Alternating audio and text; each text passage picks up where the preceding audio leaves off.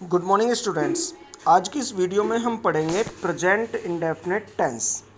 इससे पहली वीडियो में मैं कुछ बेसिक चीज़ें वो अपलोड कर चुका हूँ कि जो हम 12 टेंस पढ़ने के लिए जिन चीज़ों की आवश्यकता होती है, जैसे टेंस कितने प्रकार के होते हैं, उनका क्या मतलब होता है, सब्जेक्ट क्या होता है, मेन वर्ब क्या होती है, कॉम्प्लीमेंट क्या होता है, ये सारी चीज़ें जानने के लिए आप मेरी पहली 2 वीडियोज़ को देख सकते हैं। ठीक है, तो हम ये प्रेजेंट इंडेफिनिट को शुरू करते हुए पढ़ते हैं। सबसे पहले प्रेजेंट इंडेफिनिट की आइडेंटिफिकेशन यानी पहचान पढ़ते हैं, देखेंगे। प्रेजेंट इंडेफिनिट टेंस का प्रयोग आदत, यूनिवर्सल ट्रुथ, स्वाभाविक कार्य को बताने के लिए किया जाता है। सेकंड क्या है पॉइंट बी, कार्य का नियमित या अनियमित रूप से बार बार होना पाया जाता है। ये बात ध्यान रखें, बार बार होना पाया जाता है। तीसरा क्या है, इन वाक्यों की क्रिया के अंत में ता है, ती है, ते हैं आदि शब्द आते हैं। ये तो आप जानते ही हैं, लेकिन इनसे पहले 2 पॉइंट को भी समझना बहुत ज़रूरी है। जैसे जो कोई कार्य हमारा रोज़ाना होता है, बार बार होता है, जब हम उसको बताते हैं तो उसको हम ऑटोमेटिकली या तो कहें कि ता है, ती है, उसके बाद में आ जाते हैं। जैसे कि कोई व्यक्ति है जिसको झूठ बोलने की आदत है, तो हम कहते हैं वह झूठ बोलता है। सूर्य पूरब में निकलता है, बार बार निकलता है। मैं स्कूल जाता हूँ, वह खाना खाता है। ये स्वाभाविक कार्य हैं, बार बार होने वाले कार्य हैं, प्रेजेंट इंडेफिनिट में रखे जाते हैं। लेकिन ताहे तीहे को देखकर आप ये ना समझ लें ये प्रेजेंट इंडेफिनिट है, क्योंकि कुछ ऐसे सेंटेंस भी हो सकते हैं जिनमें ताहे आ रहा है लेकिन उनमें कार्य रिपीट नहीं हो रहा है। जैसे हम कहें वह सीता है, यानी लड़की के लिए कह रहे हैं वह सीता है। अब सीता के बाद में ताहे आ रहा है लेकिन इसमें कार्य के रिपीटेशन या कार्य के होने की बात नहीं है, तो ये हमारा प्रेजेंट इंडेफिनिट टेंस नहीं है। इसके अलावा और हम देख सकते हैं, जैसे कि यह खेत किसने जोता है। ताहे शब्द आ रहा है बाद में, क्रिया के बाद में ताहे आ रहा है, लेकिन ये कार्य जो ये सेंटेंस जो बोला जा रहा है ये बता रहा है कि ये जो अभी खुद खेत जुता हुआ है ये किसने जोता है। एक बार की बात कर रहे हैं हम, रिपीटेशन करने की बात नहीं आ रही है। हाँ, अगर हम ऐसा कहते हैं कि इस खेत को कौन जोतता है, अर्थात हम ये जानना चाहते हैं कि ये बार बार कौन जोत देता है, यानी कौन जोतता है और किसने जोता है, ये दोनों अलग सेंटेंस हैं। कौन जोतता है बार बार होने की बात आ रही है तो ये प्रेजेंट इंडेफिनिट है। किसने जोता है ये प्रेजेंट परफेक्ट का सेंटेंस है। ठीक है स्टूडेंट्स, मेरे विचार से आप ये समझ गए होंगे। इसके बाद हम चलते हैं हेल्पिंग वर्ब की तरफ। Helping verb present indefinite tense के एफर्मेटिव सेंटेंस में, यहाँ भी समझेंगे, एफर्मेटिव सेंटेंस में हेल्पिंग वर्ब नहीं लगाते। प्रेजेंट इंडेफिनिट का है एफर्मेटिव सेंटेंस है, हेल्पिंग वर्ब नहीं लगाते। ध्यान देंगे आगे। हाँ जी, एफर्मेटिव में तो नहीं लगाते, लेकिन देखेंगे।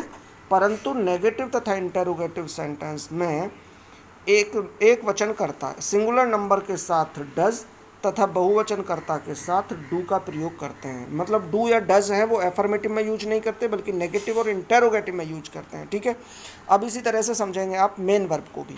प्रेजेंट इंडेफिनिट टेंस के एफर्मेटिव सेंटेंस में एक वचनकर्ता के साथ वर्ब की फर्स्ट फॉर्म प्लस एस या ई एस लगाते हैं। वर्ब की फर्स्ट फॉर्म एस या ई एस कब लगाते हैं, जब सेंटेंस एफर्मेटिव हो और एफर्मेटिव में भी एक वचन करता हो, सिंगुलर नंबर हो।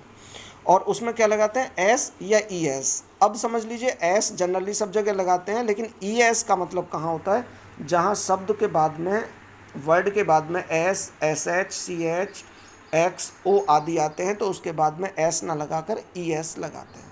ठीक है, इससे आगे बढ़े, ये बात हो गई सिंगुलर नंबर के साथ। अब क्या है, परंतु बहुवचनकर्ता के साथ एस या एस नहीं लगाते, केवल वर्ब की फर्स्ट फॉर्म का प्रयोग करते हैं। समझ गए होंगे आप कि केवल सिंगुलर नंबर के साथ लगाएंगे, वो भी एफर्मेटिव सेंटेंस में। आगे देखें बी, प्रेजेंट इंडेफिनिट टेंस के नेगेटिव तथा इंटेरोगेटिव सेंटेंस की वर्ब की केवल फर्स्ट फॉर्म का प्रयोग करते हैं, एस या एस नहीं लगाते। सेंटेंस अगर प्रेजेंट इंडेफिनिट है, टेंस प्रेजेंट इंडेफिनिट है और सेंटेंस नेगेटिव और इंटेरोगेटिव है, तो उसमें एस या एस लगाने का कोई मतलब नहीं बनता, केवल वर्ब की फर्स्ट फॉर्म लगाते हैं। ठीक है स्टूडेंट्स, अब आगे बढ़ते हैं। और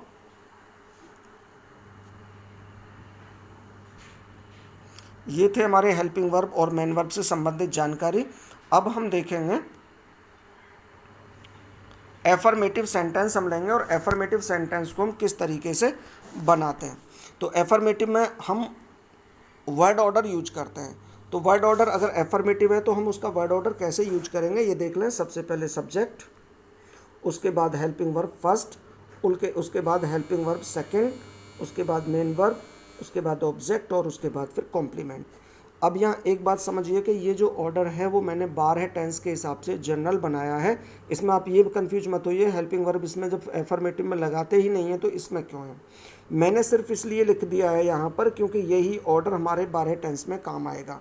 आप देख लेंगे एफर्मेटिव में हेल्पिंग वर्ब नहीं लगाते तो हेल्पिंग वर्ब फर्स्ट को भी और सेकेंड को भी आप यहाँ पर गैप कर देंगे, इसको मिस कर देंगे और इसके आगे हम लगाएंगे। अब एक चीज़ और क्लियर कर दूं कि हेल्पिंग वर्ब फर्स्ट क्या है, हेल्पिंग वर्ब सेकंड क्या है। जो कुछ सेंटेंस ऐसे होते हैं जिनमें 2 वर्ड से हमारी हेल्पिंग वर्ब बनती है, जैसे कि हैज बीन। अब हैज़ बीन है तो हैज़ बीन को हम कैसे लगेंगे, हैज को मान लेंगे हेल्पिंग वर्ब फर्स्ट और बीन को मान लेंगे हेल्पिंग वर्ब सेकंड। ठीक है, तो अब हम सेंटेंस बना रहे हैं, एक एग्जांपल ले रहा हूँ, मैं अंग्रेजी बोलता हूँ।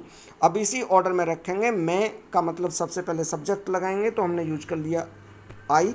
उसके बाद हेल्पिंग वर्ब इसमें लगाएंगे नहीं क्योंकि एफर्मेटिव है, तो हमने यूज किया स्पीक।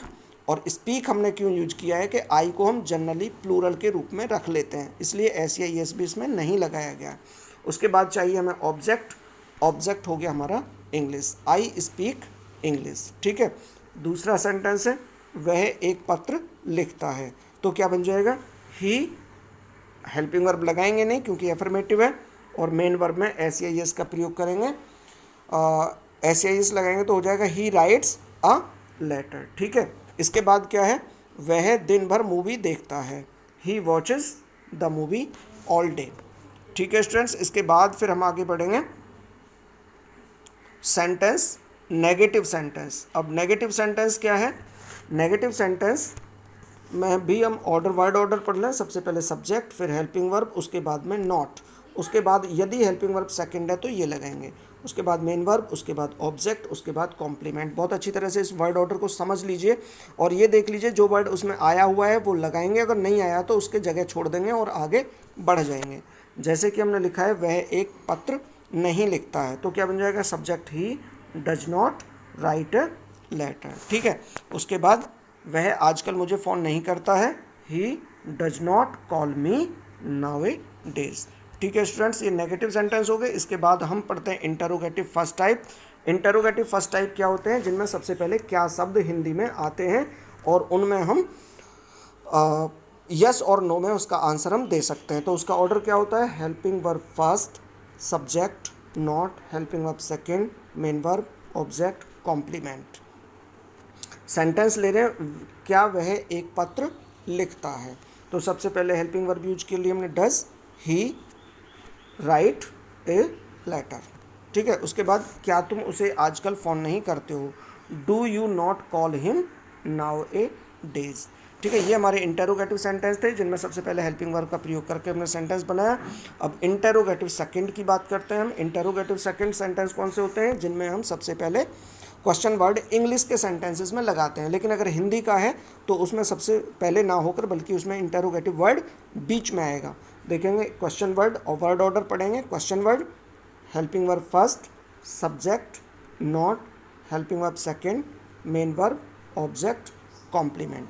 ये देख रहे हैं आप ऑर्डर, इसी ऑर्डर में हम इसको ढूंढेंगे। जैसे कि वह एक पत्र क्यों लिखता है, क्या बनाएंगे, क्योंकि क्यों हमारा क्वेश्चन वर्ड है, सबसे पहले निकाल के रख लिया हमने। उसके बाद क्या है, डज हेल्पिंग वर्ब ले ली, उसके बाद मेन सब्जेक्ट हो गया, उसके बाद हेल्पिंग वर्ब सेकंड का नंबर था या नॉट का नंबर था। देखेंगे ना तो इसमें नॉट है तो छोड़ दिया, ना इसमें कोई हेल्पिंग वर्ब सेकंड है उसको छोड़ दिया। उसके बाद में हमने ले ली राइट मेन वर्ब, उसके बाद ऑब्जेक्ट अ लेटर, और कॉम्प्लीमेंट इसमें है नहीं तो वो छोड़ दिया। ठीक है, नेक्स्ट सेंटेंस हम देखेंगे, राकेश गाँव क्यों नहीं जाता है, why does Rakesh not go to village. ठीक है स्टूडेंट्स, ये हमारा था प्रेजेंट इंडेफिनिट के सारे 4 सेंटेंस, एफर्मेटिव, नेगेटिव, इंटरोगेटिव को किस तरीके से हम बनाते हैं। ठीक है, और इसके बाद हम वीडियो में जारी रखेंगे हम दूसरा टेंस पढ़ाएंगे जिसमें आएगा प्रेजेंट कंटिन्यूस टेंस। ठीक है, अगर आप 12 टेंस को क्रम वाइज देखना चाहते हैं, अच्छी तरह समझना चाहते हैं, तो हमारी वीडियो लगातार देखते रहिएगा। ठीक है students, thank you very much, bye bye, take care.